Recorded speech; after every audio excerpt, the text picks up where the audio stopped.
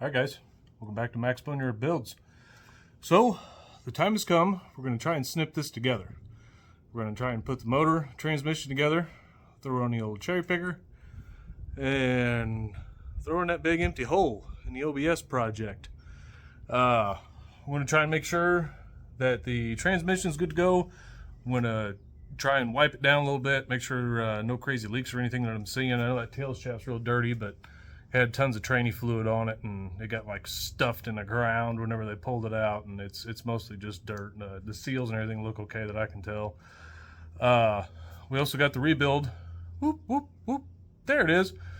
Provided by Reds. Once I get this project, the OBS project going, I got that core, that 4060 core. I'm going to get a hold of the transmission guy here in town and see if he wants to do the series on rebuilding one of them, because I know they don't call them the 4L slippies for nothing. You know, I know a lot of times these 4L60s, as long as you don't, drive them like an absolute race transmission, they will hold up. So, I know that one in my my daily, that thing's got 130,000 miles on it roughly, somewhere in that ballpark, and that thing drives perfectly fine, So as long as you're not trying to kill them, they're a decent transmission. But we all know that, sometimes you got to feed her the onions and let her eat. So anyways, I'm just babbling on at this point in time. We are going to jump over to the motor. I got some adapters in. I want to show you guys specifically the oil adapter. So let's jump over there. Let's get that part of it done. And then we're going to move the motor over, snip it onto the transmission, and just keep pressing on. Keep pressing on.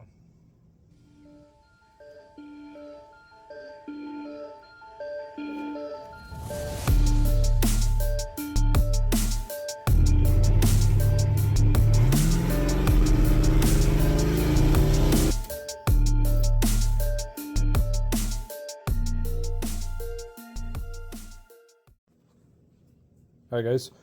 So what we've got, 2 oil sending units.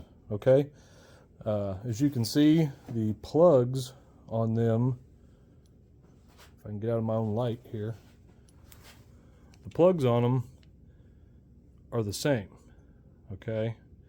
But there is a big difference.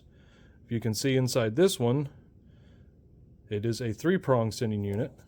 If you look inside this one, there's only one. That is the big difference. This one is off the LS. This one is off the 98. Okay. Also, they changed the thread size. Of course they would. So, the big thing is this is the LS unit, the 1-prong. Okay. This came off of the O2 motor.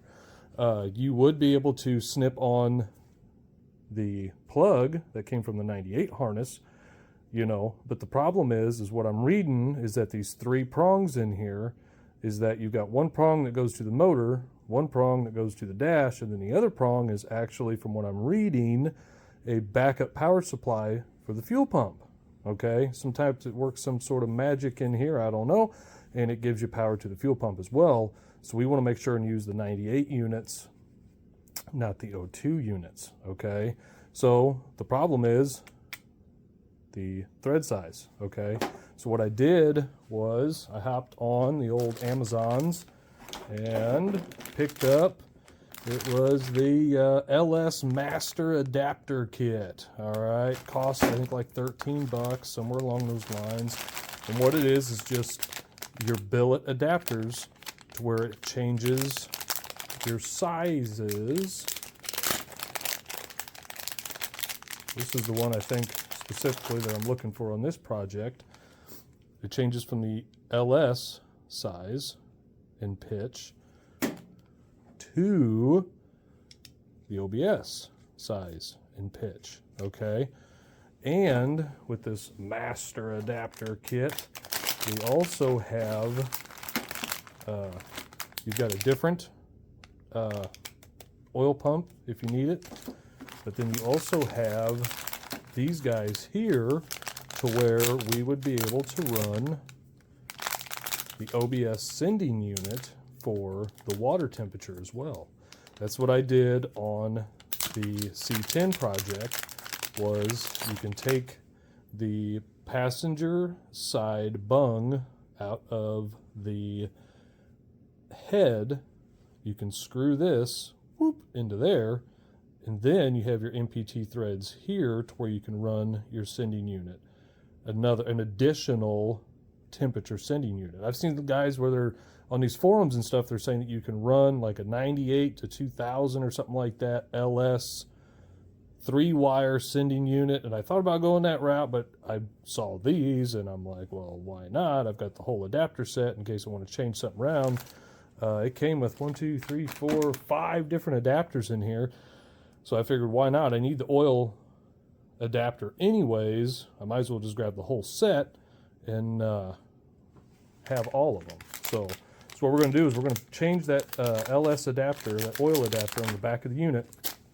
And what we're going to do is we're going to, oh, that ain't the one I want. There's the one I want.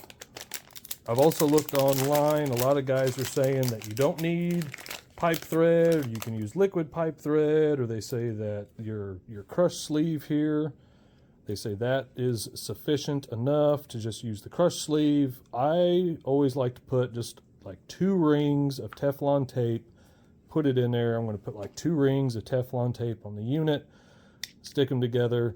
You know, I call it insurance. You know, I know these MPT threads, they're made to seal themselves, but you know, 1 or 2, you know, swoops of Teflon tape, just regular white Teflon tape will be sufficient. That's what I'm going to do because I call it insurance. Okay, so I'm going to put these together. I'm going to slap them on the motor, then we're going to get ready to put the motor and tranny together. So that's what it's going to look like, guys. We got the 98 unit here. Used just a 1 ream of Teflon tape. Got it inside the adapter, and then the adapter goes inside the original LS oil location. This is on the back by the cam sensor behind the intake. I like to do this first because, man, once you get this motor plucked in there, getting back here is just a wee bit hard. Not impossible, just a wee bit hard. Also, I highly suggest they make a socket just for oil sending units, guys. You know, I hear guys say that they can use, you know, a regular socket, grabs it on fine, but this one actually has a ledge and everything just for it.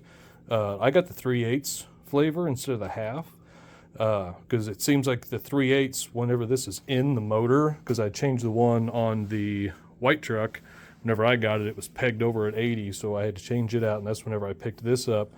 The 3/8, it seems to get in here a little easier, and then you can run an extension up through here, boop, boop, and then you can actually get to it. Just the 3/8 seems to work a little easier. Get a 1/2 inch wherever you want. You know, I'm just giving you my suggestion. 3/8 oil sending unit socket. I think it's like 20 bucks. I mean, it's not cheap, but this thing will never go bad. And then you got it forever, guys. So this is the what is it? 1 1/16. Looks like, yeah, 1 1/16. That's what this one is. So, all right. So that's what it's going to look like once you get it snipped together. All right, guys, got the motor pulled out, and we're getting ready to put the load leveler on it. Got it off to 350, and realized the chains are not long enough with the intake still on it. Joy. So we're going to do it old school, and I found a chain. Going to strap her on the back of the passenger head, and then we're going to run over here and strap her on the front of the driver's side head. And then we are going to have her hanging something like this. The biggest concern is obviously those fuel rails. This one I'm not too worried about. I think it's going to pass that one no problem. I know that intake's just plastic, but I think it'll be all right. I think. I don't know. We'll try it, and obviously, if I break something, then I'm going to be going back to the junkyard to find something else. All right, guys, working on the torque converter bolts now. Man, don't lose those guys. I had to go pick up a pair. Like 10, it was like 13 bucks after tax or something. Holy cow, for 3 little bolts. Anyways, there's a good lip right here where the starter sits. I use that lip in a pry bar. Just slowly, just crank those teeth over, Make sure not to tear them up. You're only moving a couple teeth at a time. Just slowly moving that baby around until you find each of those torque converter bolts. Whenever you get this transmission lined up, try and get everything lined up at the same time. That way it looks like, you know, you're not sitting here really trying to spin and turn and find everything all at once. But as you can see, it's a slow, steady process until you get to your next one. This is my second time around. I'm just double checking, make sure they're all torqued. Sometimes on things, whenever you get one torqued and then you move to the next one, come back around, check everything a couple times just to make sure that everything's torqued down to spec. And after that, she's snipped together and we're gonna fight to get this baby tucked in there.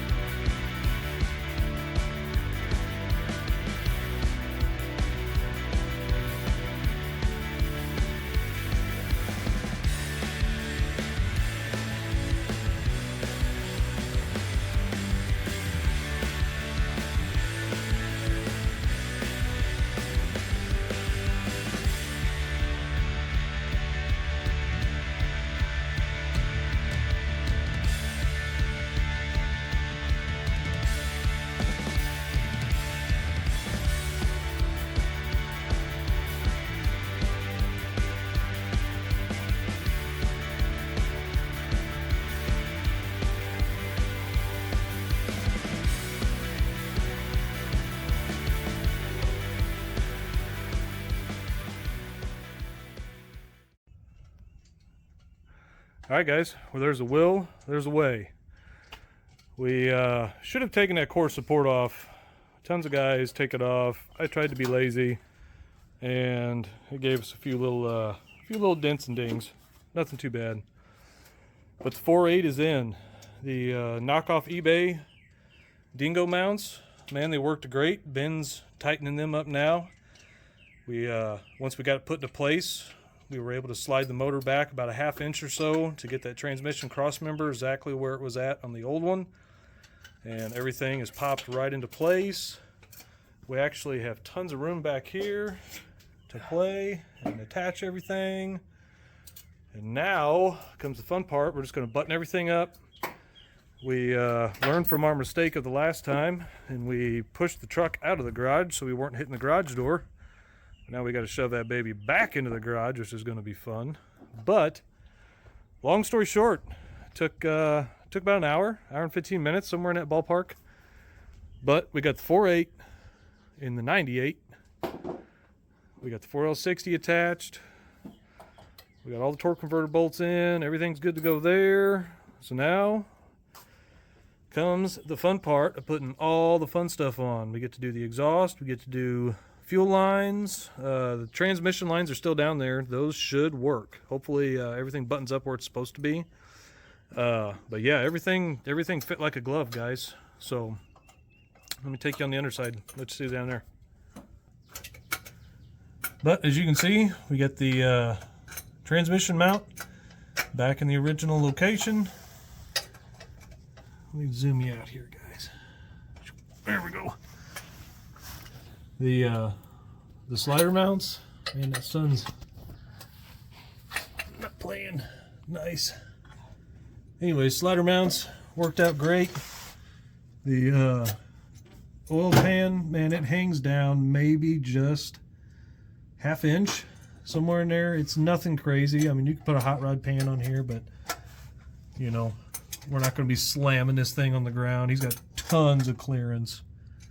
I mean, there's flat. I mean, he's got tons of clearance. I don't have any issues. I don't think he's going to be smacking the pan off anything. So, but everything fit right back in its original location down here.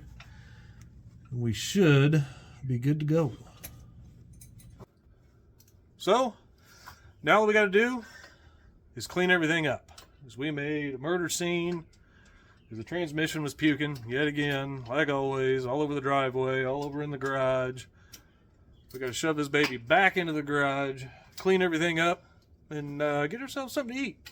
Maybe wet the old whistle or something. I don't know, but I think that's going to be it for today, guys. 98 OBS project 484060. We got it snipped in. I appreciate everybody, all your subscriptions. I appreciate the comments, the likes. Keep getting more every day. Keep getting questions. I try and give you guys answers, and if I don't know the answer, I tell you, I don't know the answer. I try and send you where I know. But other than that, we're going to start working on wiring, working on exhaust, working on fuel lines. I got everything in the shopping cart for that, so I should be ordering that soon. And if you guys got any questions, let me know. Until next time, thanks for stopping by. Max Boneyard Builds.